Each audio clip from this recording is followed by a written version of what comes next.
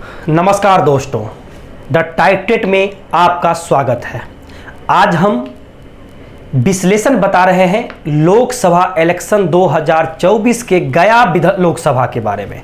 गया जो बिहार में स्थित है, आज उसकी हम चर्चा करते हैं। सबसे पहले हम बिहार में जो गठबंधन है, लाइक एनडीए गठबंधन, वहीं इंडिया गठबंधन, उसमें कौन कौन सी पार्टी किस सीट पर लड़ रही है उसके बारे में अगर हम बात करें तो एनडीए से बीजेपी 17, जदयू 16, एलजेपी 5 सीट पर लड़ रही है। वहीं इंडिया गठबंधन में RJD 23, Congress 9, CPI-ML 3, VIP 3, CPI-M 1 और सीपीआई 1 सीट पर चुनाव लड़ रही है। यहाँ हम 2014 की बात करें तो जो 2014 में यहाँ पर जदयू अलग चुनाव लड़ी थी, वहीं एनडीए में बीजेपी, एलजेपी, आरएलएसपी थी और यूपीए में से आरजेडी, कांग्रेस, एनसीपी चुनाव लड़ रही थी। तो वहाँ पर जो चुनावी मैदान में उतरे थे हरी माझी बीजेपी प्रत्याशी जो यहाँ पर जीत कर आए थे, उनको वोट आए थे 3,26,230 और रामजी माझी जो आरजेडी प्रत्याशी थे उनको 2,10,726 वोट आए थे। वहीं जीतन राम माझी जो जदयू प्रत्याशी थे उनको सिर्फ 1,31,828 वोट आए थे और यहाँ पर बीजेपी यहाँ पर चुनाव जीत गई थी। 2019 की बात करें तो 2019 में जदयू फिर से बीजेपी का दामन थामी और एनडीए में बीजेपी, जदयू, एलजेपी चुनाव लड़ी थी। वहीं महागठबंधन में बहुत सारी पार्टियां थी, लाइक आरजेडी, कांग्रेस, आरएसपी, हम वीआईपी। वहीं लेफ्ट चुनाव अलग लड़ी थी।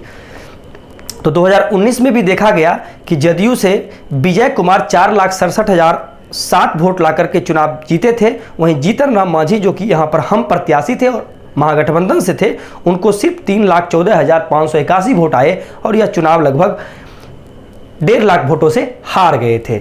2014-2019 के बीच में यही देखा गया है। 2014 में जदयू चुनाव अलग लड़ी थी और बीजेपी चुनाव अलग लड़ी थी और 2019 में जो वोट का आकलन था, वोट का समीकरण था, तो जदयू का जो 2014 में आया टोटली लगभग 80 से 90% शिफ्ट हो गया एनडीए गठबंधन में और वोट का मार्जिन उतना ही हो गया, जिसके कारण 2019 में भारी बहुमत से एनडीए जीती थी।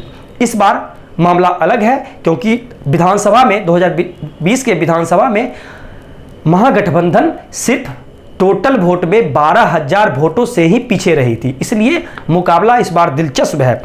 तो 2024 की बात करें तो गया से आरजेडी प्रत्याशी हैं कुमार सर्वजीत, वहीं एनडीए से हम के प्रत्याशी हैं जीतन राम माझी। यहां पर मुकाबला दिलचस्प है।